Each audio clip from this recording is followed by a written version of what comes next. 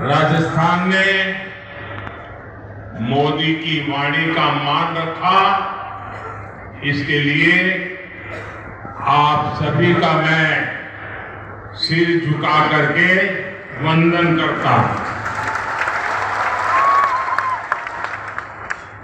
महाराणा प्रताप, बंसिया भील और गोविंद गुरु के शौर्य की ये भूमि आज शक्तिशाली भारत के लिए मजबूत सरकार का प्रण ले रही है। चारों तरफ मैं राजस्थान में जहां जहां गया हूं, हिंदुस्तान के जिस कोने में पहुंचा हूं अब तक, चारों तरफ एक ही बात गूंज रही है। फिर एक बार, फिर एक बार, फिर एक बार। भाई और बहनों, पूरे बागड़ से भाजपा का रिश्ता बहुत पुराना है। यहां की वीर धरा ने हमेशा भाजपा पर अपना विश्वास जताया। आज की वैश्विक परिस्थितियों में पूरे बागड़ का भाजपा के साथ रहना ये बहुत जरूरी है। आज भारत में स्थिर सरकार का, मजबूत सरकार का होना भी बहुत जरूरी है। एक ऐसी सरकार जो सरहदों की रक्षा कर सके और जरूरत पड़े तो पाताल में भी खोजकर दुश्मनों का सफाया कर सके। एक ऐसी सरकार जो देश की महिला, किसान, गरीब, वंचित, जनजातीय, पिछड़े वर्ग, समाज के इन सभी वर्गों को सम्मान और समृद्धि की तरफ ले जा सके। एक ऐसी सरकार जो युवाओं के सपनों को समझे और उनके लिए नीतियां बनाए।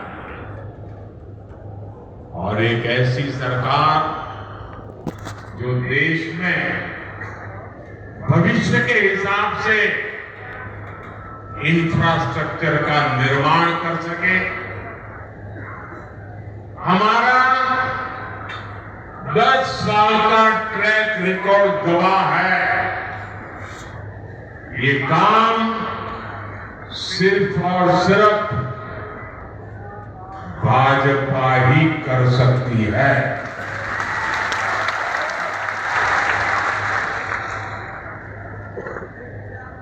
और कोई कर सकता है क्या? और किसी पर भरोसा कर सकते हैं क्या?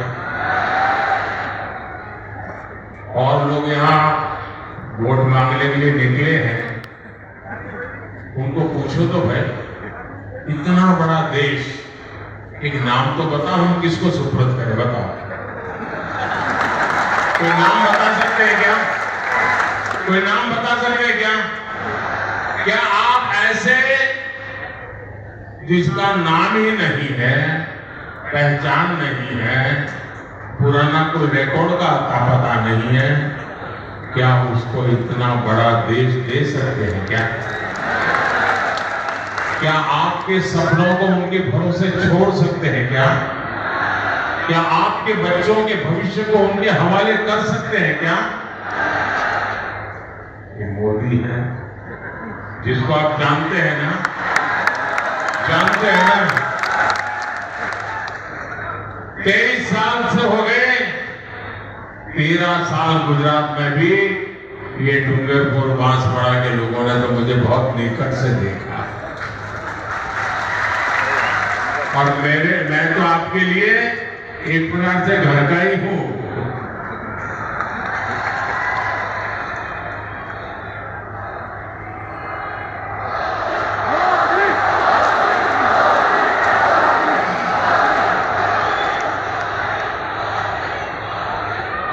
साथियों, देश के उज्जवल भविष्य के लिए, देश को मजबूत बनाने के लिए, आपके सपनों को पूरा करने के लिए, इसी आधार पर मोदी पूरे देश से, राजस्थान से और बागड़ से आशीर्वाद मांगने के लिए आए।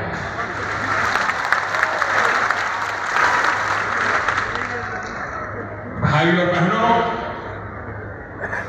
भाजपा सबका साथ, सबका विकास, सुशासन का एक उम्दा मंत्र लेकर के समर्पण भाव से काम कर रहे हैं। बांसवाड़ा और डूंगरपुर के जिन 3 लाख परिवारों को पक्के घर मिले हैं, उनमें से बड़ी संख्या में हमारे आदिवासी परिवार हैं। आप मुझे बताइए भाइयों, 10 साल में 2 जिले में 3 लाख पक्के घर, ये काम छोटा है क्या? छोटा है क्या? गरीबों की चिंता की कि न की? आदिवासियों की चिंता की या न की? यहां बांसवाड़ा में 4.25 लाख से अधिक परिवारों तक नल से जल पहुंचा है। जब नल से जल आता है ना, तो माताएं बहनें आशीर्वाद किसको देगी? माताएं बहनें आशीर्वाद किसको देगी? और माताओं बहनों के आशीर्वाद जिस पर होते हैं, जीवन में उसको कोई तकलीफ होती है क्या? यही मेरा सौभाग्य है कि माताओं बहनों का मुझे भरपूर आशीर्वाद मिल रहा है। बांसवाड़ा और डूंगरपुर की 5 लाख से अधिक बहनों को सस्ते गैस सिलेंडर वाली उज्ज्वला गैस मिली है। अगर रोज खाना पकाना हो, धुएं से जिंदगी गुजारनी हो, और जब धुएं में कोई माँ खाना पकाती है ना, तो एक दिन में उसके शरीर में 400 सिगारेट का धुआं जाता है। 400 सिगारेट का धुआं, उस मां की चिंता कौन करेगा? उस मां की चिंता कौन करेगा? ये बेटा करेगा। और इसीलिए गैस के चूल्हे, कोरोना के समय हमने मुफ्त राशन की योजना शुरू की। दुनिया भर में बहुत बड़ा संकट आया था, लेकिन संकट में मुझे सबसे पहली याद मेरे आदिवासी भाई बहनों की आई, मेरे गरीब परिवारों की आई, मेरे दलित, मेरे वंचित, मेरे पिछड़ों की याद आई। और मुझ पर दबाव था, कोरोना के समय के अखबार निकाल के देख लीजिए, ये कांग्रेस में बैठे हुए बड़े बड़े अपने आप को ज्ञानी मानते हैं, दुनिया भर के जो अर्थशास्त्री हैं मुझ पर दबाव डालते थे कि रुपये दो, उद्योग वालों को रुपये दो, अलग अलग काम करने में, वरना बहुत बड़ा तूफान मच जाएगा, अर्थतंत्र खत्म हो जाएगा, लोगों की नौकरियां चली जाएगी, लोग भूखा मरेंगे। मैंने उनकी एक बात नहीं सुनी, किसी भी धनी आदमी को मैंने 1 रुपया नहीं दिया, अगर मैंने दिया तो गरीब को मुफ्त